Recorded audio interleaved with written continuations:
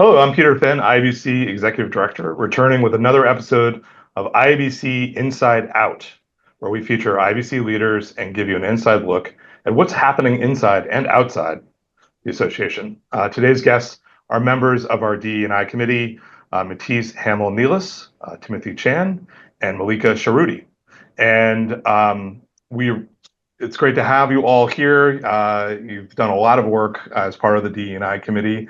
And we do have a few questions we want to go through because we know DE&I is a very hot topic. And like I said, you've done a lot of work around this topic over the last several months. So my first question for all of you is just the research is clear. DEI isn't just important, it's essential. So what are the most compelling insights from recent studies, and why is now a defining moment for communicators in particular to lean into the tough conversations rather than shy away? This is such a great question. So the data speaks for itself. Organizations with strong DEI practices consistently outperform those that don't.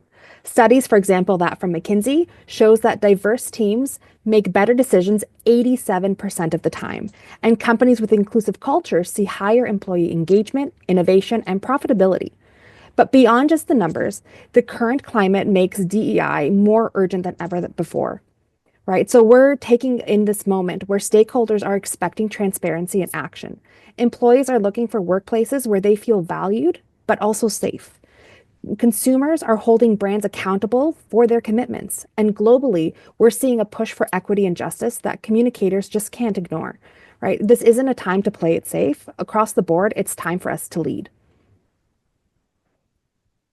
Yeah, I agree with Matisse and echo everything she said. While progress has certainly been made when it comes to DEI, we are certainly seeing a very concerning rollback. The political landscape has shifted with President Trump's executive order eliminating federal DEI programs, emboldening further cutbacks in both public and private sectors. This really is a critical moment for communicators not to retreat, but to really step up and reshape the narrative, ensuring that DEI remains the priority and not a passing trend. Yeah, and I agree regarding the studies. It's really important to remember how much diverse teams offer to businesses and offer to people widely in terms of inclusivity, in terms of greater financial outcome, greater productivity. The research is all there. So rolling back and moving backwards is not something that it is worthwhile in this current state. And it's really important as communicators, as influencers, as connectors in our roles to really help uplift those stories amongst others in our teams and in our states to really make sure that we're stronger together in these times. Yeah. And IBC has had a committee for the last several years devoted to DE&I, and we've affirmed that DE&I is not just a regional concern, but as a global organization, is a global necessity. So, how can communicators today ensure that DE&I remains a core business priority, even as external pressures and priorities change? Yeah, I think it's really important to integrate DEI into core business strategy, not as a standalone program that can be cut when priorities shift. So ensuring that DEI is not just an HR function, but a leadership responsibility that is reflected in hiring, promotions, and company culture. And I also think it's critical to have buy-in from all levels within the organization, especially leadership, and really helping decision makers recognize the link between DEI and long-term business success, innovation, talent retention, and market growth. And to build on that, it's really important for us as professional communicators to hold our leadership accountable. It's easy to make these commitments when there is a crisis or there's a global issue, but words mean nothing if there isn't action behind it. So really holding them accountable, that's sort of our role. Yeah, just to add that when we talk about representation, when we talk about bringing people into the conversation and inclusivity, it goes beyond that, goes into empowering these people to make sure that they are also empowered to be decision makers, to have the opportunity to be influencers and not just have a seat at the table.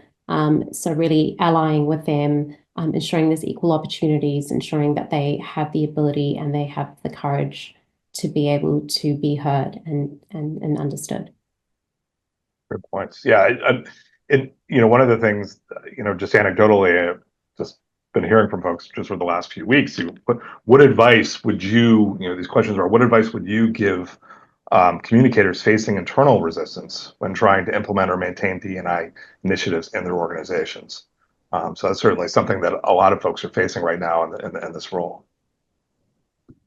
Yeah, for one, it's understanding where the resistance is coming from. Is it from the budget concerns? With the DEI cutbacks in the United States, those based there might be more concerned about, well, if we push forward with our DEI initiatives, that means we're going to lose our federal funding and so on and so forth.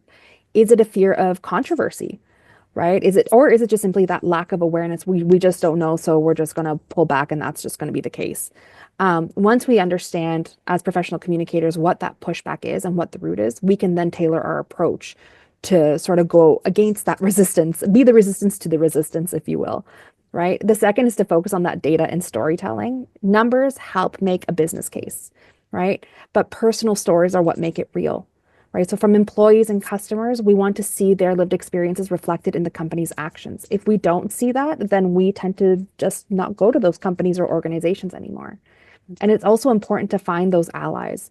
We can't carry this work alone in what we do, right? Engaging our leaders who already support DEI, even if it's not as public, if you will, within the organization, but finding those allies and helping engage them to be champions within the organization is very important, because change is never easy, but persistence and strategy can help move the needle forward when we're going through this process.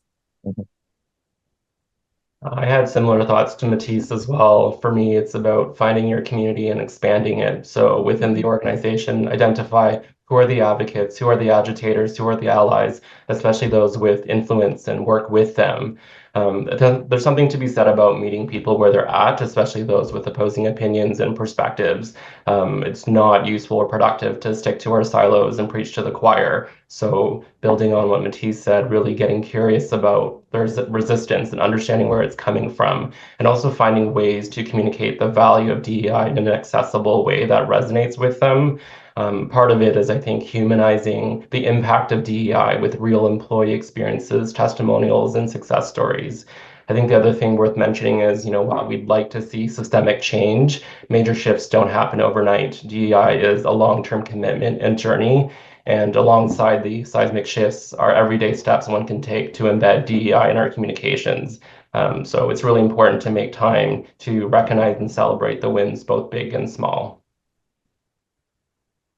Just to add to that, we're providing resources on IABC all the time in terms of guidance. We're providing resources in our toolkit, and that is really important in terms of educating not just our communicators, but then also taking that into organizations and helping them to sort of be ambassadors and influencers in those really difficult conversations that they're going to have, which might be polarizing at times.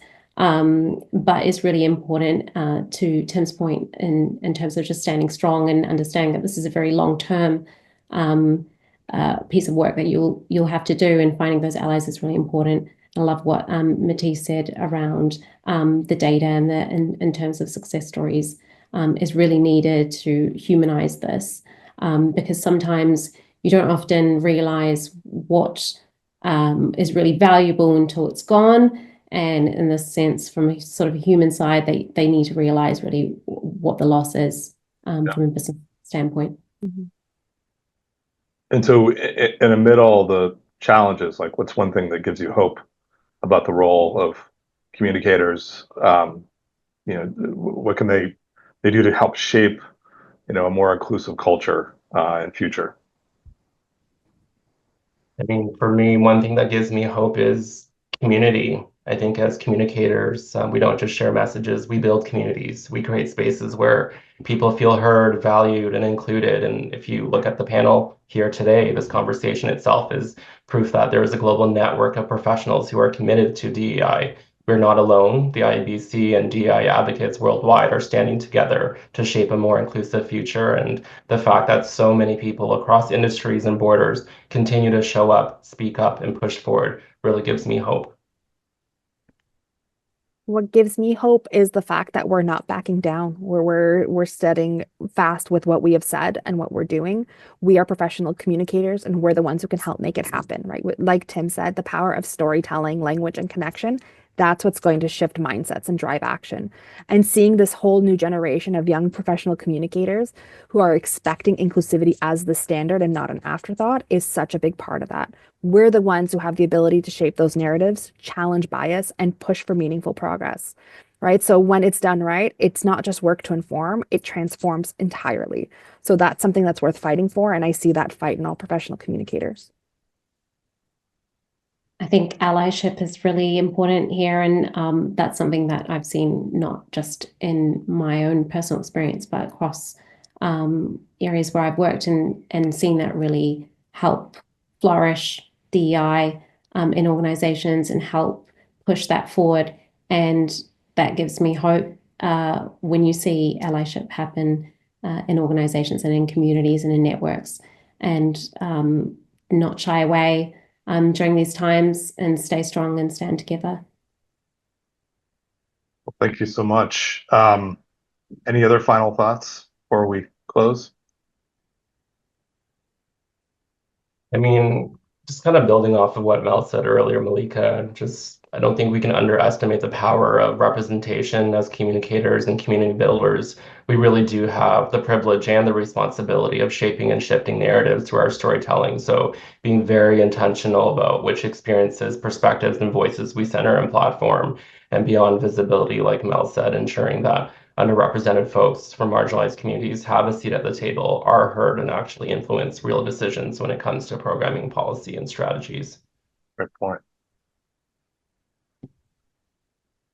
Well, thank you so much, Matisse, Timothy, and Malika. This has been great. And I know our IBC members and IBC community will really appreciate just your insights and the discussion here today. So thank you. And I encourage everybody that's a member and also in our community to reach out to the DEI committee if you're interested in participating and supporting and being a member of the committee.